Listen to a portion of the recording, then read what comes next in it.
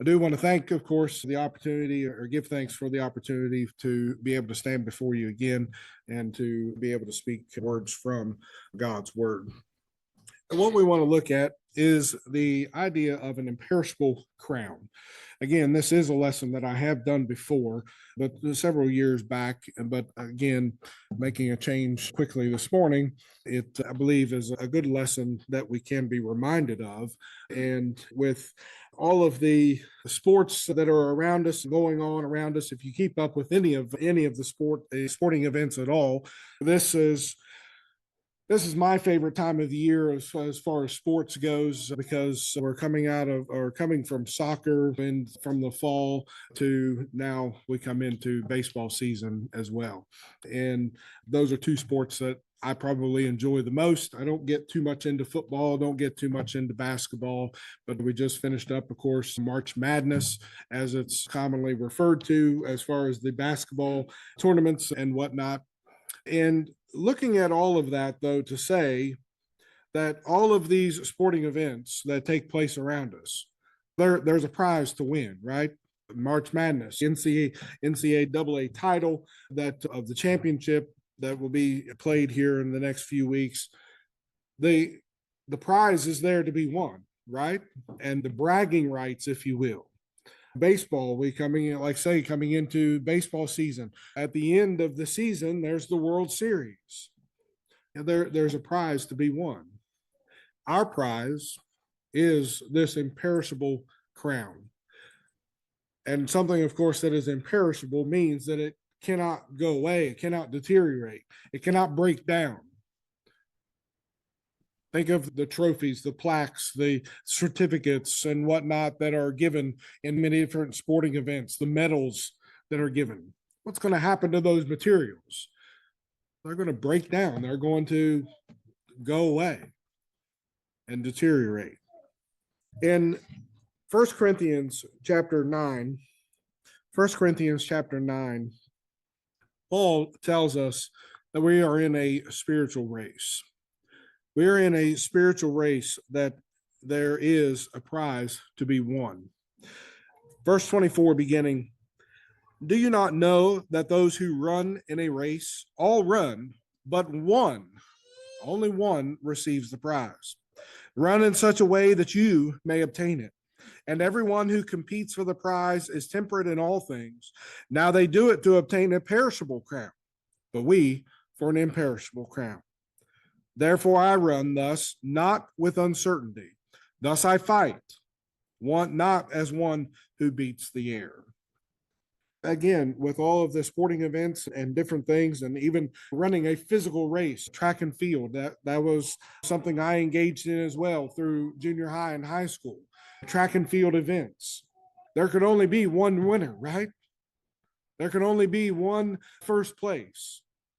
Everybody else was second and third and fourth losers. There was only one winner. Same with any kind of event or any kind of race or any kind of competition that we're going to be in this earthly life. There can only be that one winner.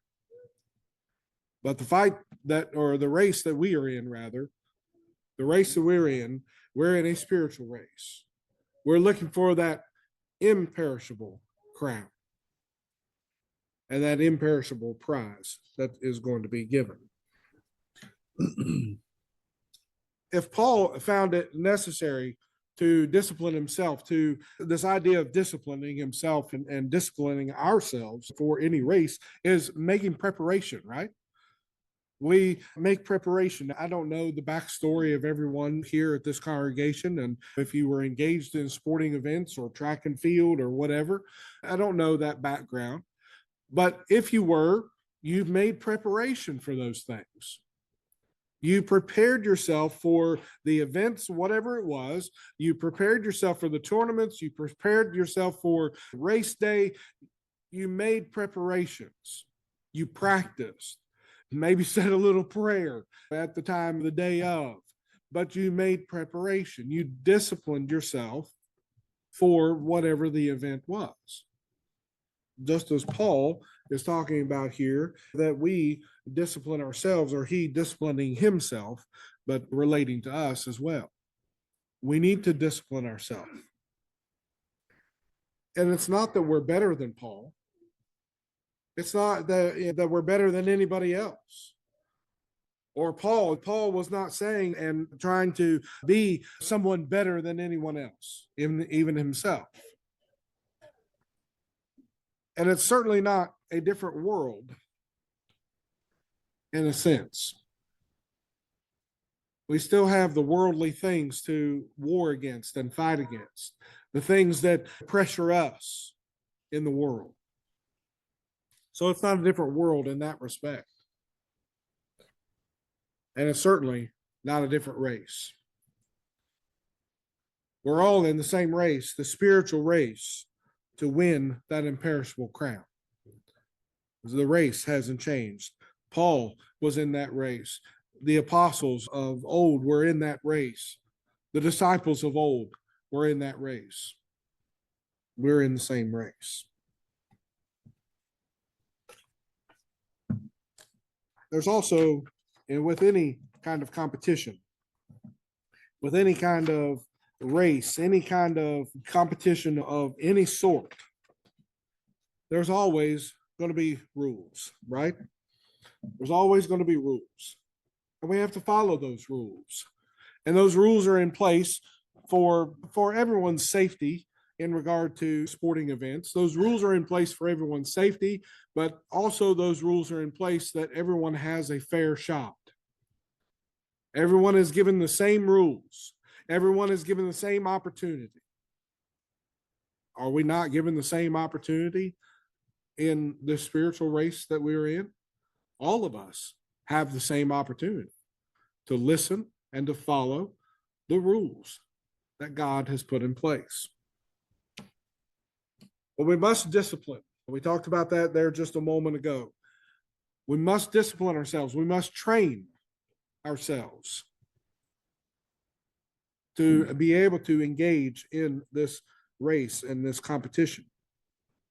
And then we want to finish.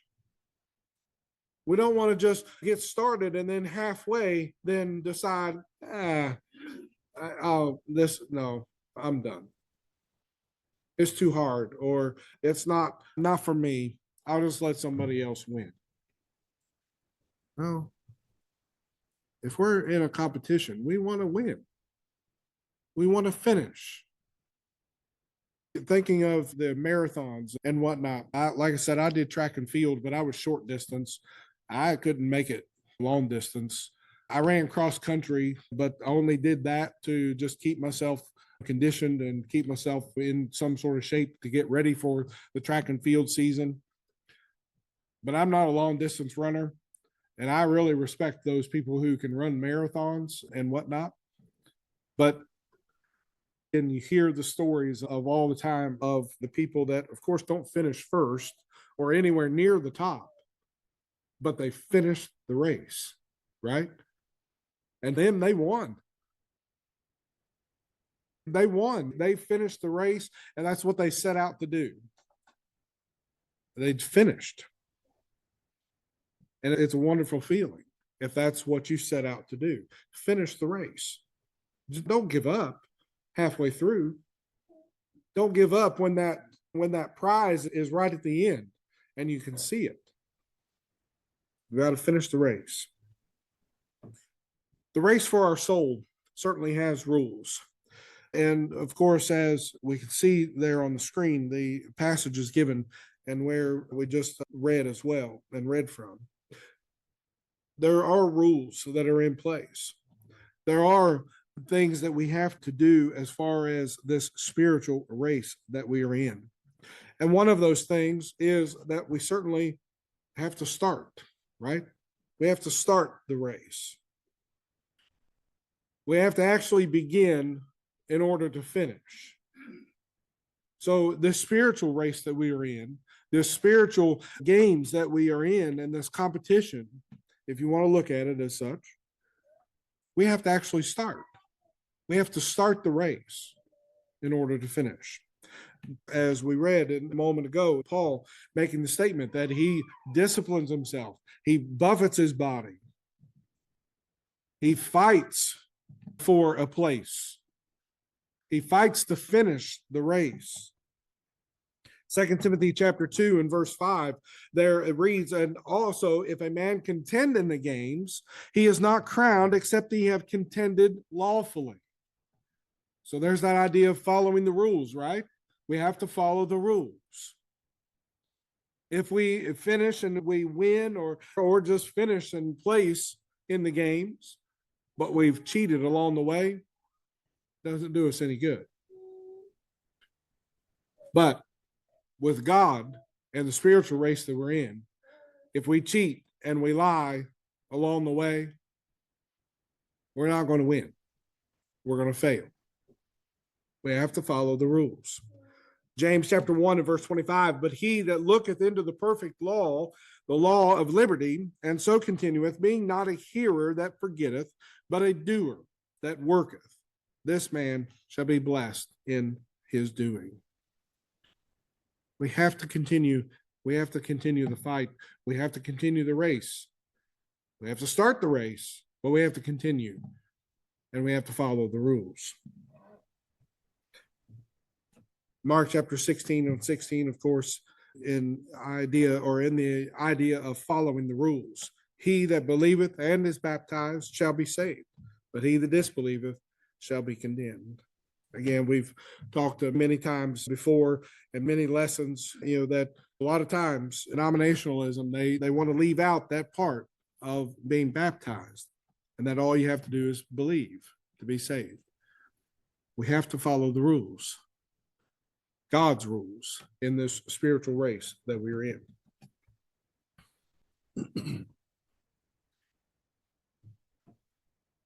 And we understand that the course is a narrow way.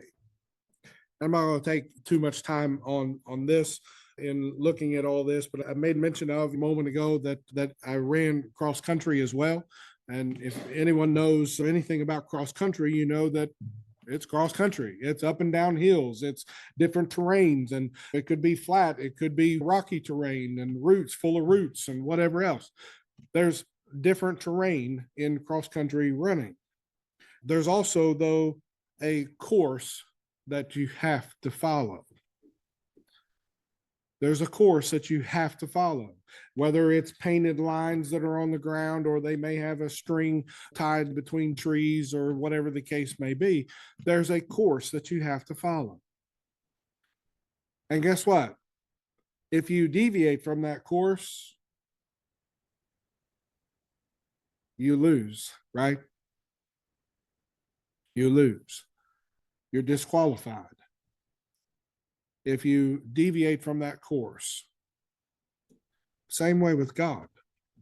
Same way with God. God has given us the course. God has given us the way that we need to follow, the rules to follow. Ephesians chapter 4 and verse 4 beginning, of course, there, as you can see on the screen, and we know the passage and familiar with it, but there's that one body, one spirit, one hope, one Lord, one faith, one baptism, and one God. That's the course that we need to follow. That's the race that we need to run. And we can't deviate from it.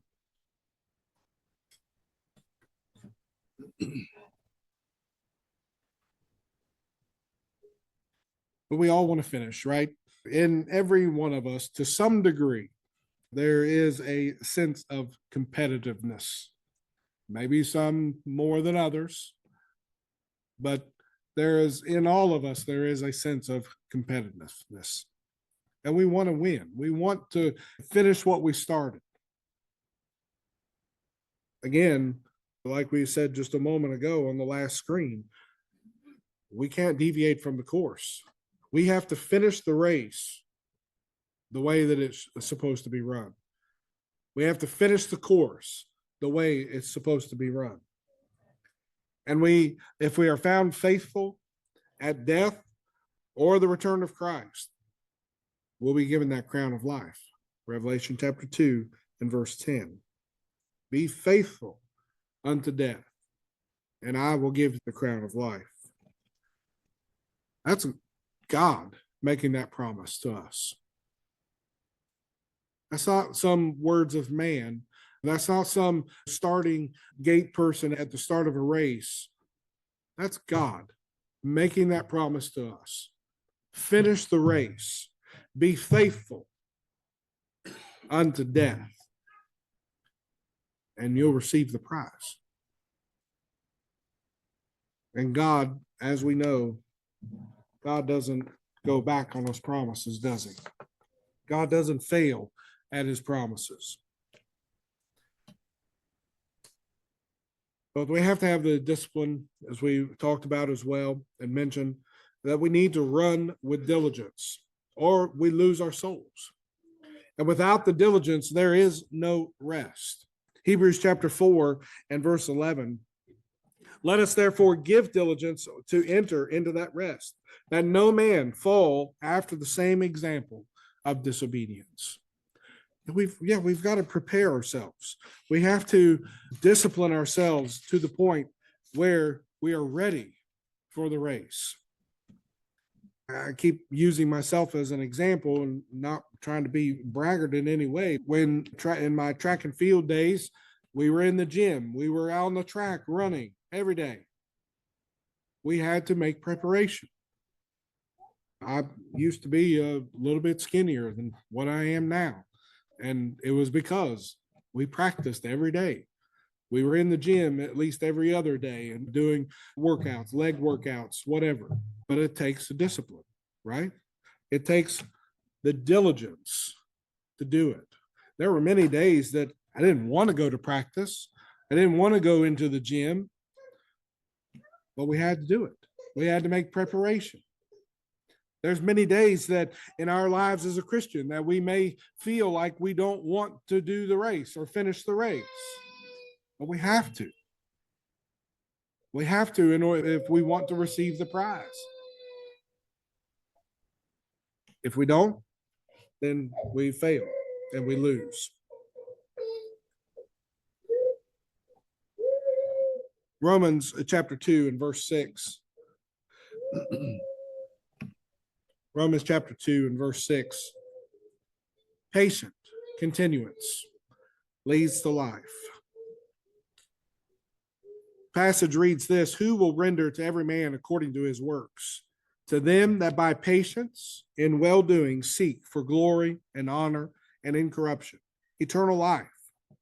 But unto them that are factious and obey not the truth, but obey unrighteousness, shall be wrath and indignation, tribulation and anguish upon every soul of man that worketh evil, of the Jew first, and also of the Greek. But glory and honor and peace to every man that worketh good, to the Jew first, and also to the Greek.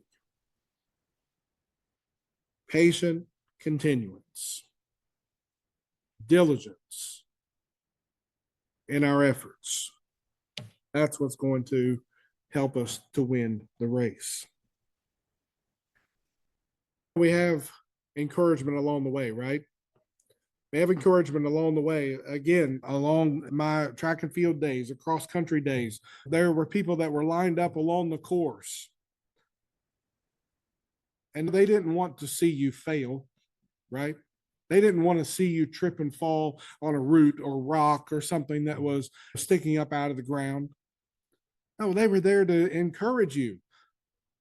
They were there to help you along the way and cheering you on. The people in the stands at the track and field meets, they weren't there to see somebody fall. Although there was from time to time, and I admit I was even one of them as well. But they don't go there to see that. They want to encourage you. They're there to encourage you and cheer you on. And we have biblical examples that can help to cheer us on. Paul, a great example, of course, that we can look at.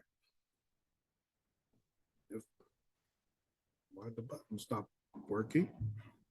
Not for sure. It was working just great. Then it decided not to. But Paul abstained from liberties. 1 Corinthians chapter 8 and verse 13. Wherefore, if meat causeth my brother to stumble, I will eat no flesh forevermore, that I cause not my brother to stumble. Now, of course, we know there's a lot in the context of that passage. But just looking at this verse 13, that Paul was making this statement that whatever that may cause his brother to stumble, he would abstain from it, even though it was okay for him to engage in that activity. It was all right for him to do that. But if it caused the brother to stumble, he would abstain from it. He would not do it. He's cheering us on, right? He's helping us out. He's giving us encouragement. What about Abraham?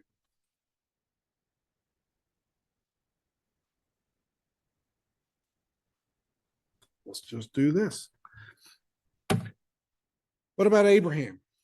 Abraham left his home. He left everything behind. Would we be able to do that? Would we be able to just up and move, and for whatever the reason may be, that we leave everything behind, everything that we've known? Abraham did it, of course, for the betterment of his family and the betterment of service to God. Would we be able to do that? I hope that we would. By faith, Abraham was called to go to another place. But he didn't know, right? He didn't know where it was, what he would be doing. But he went because God told him to. God wanted him to. We need to have that kind of encouragement. And we need to realize that in type of encouragement. Well, what about this guy here?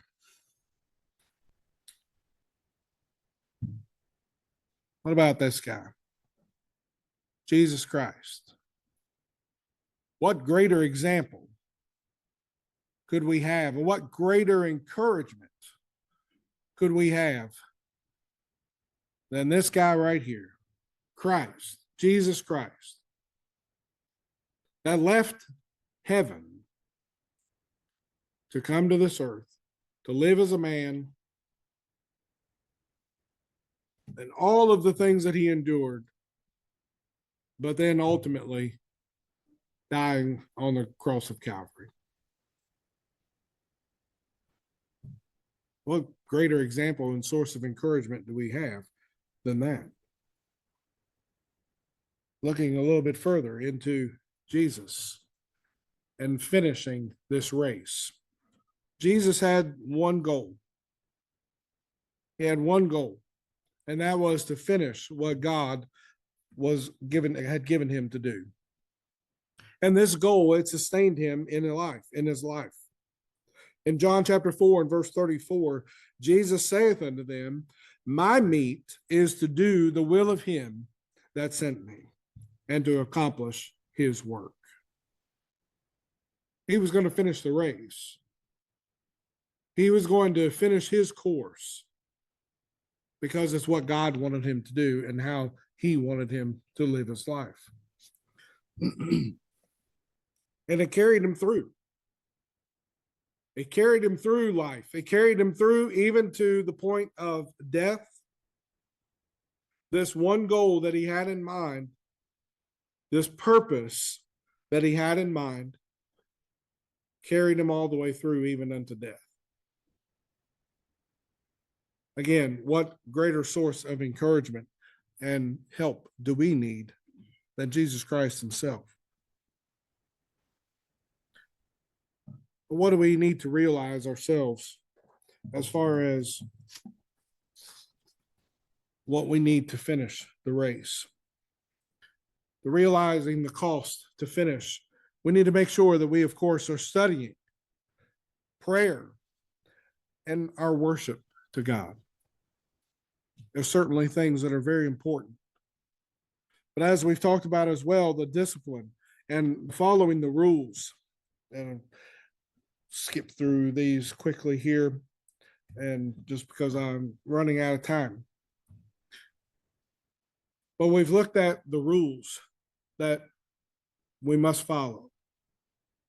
We can't finish a race. We can't finish any competition without following the rules.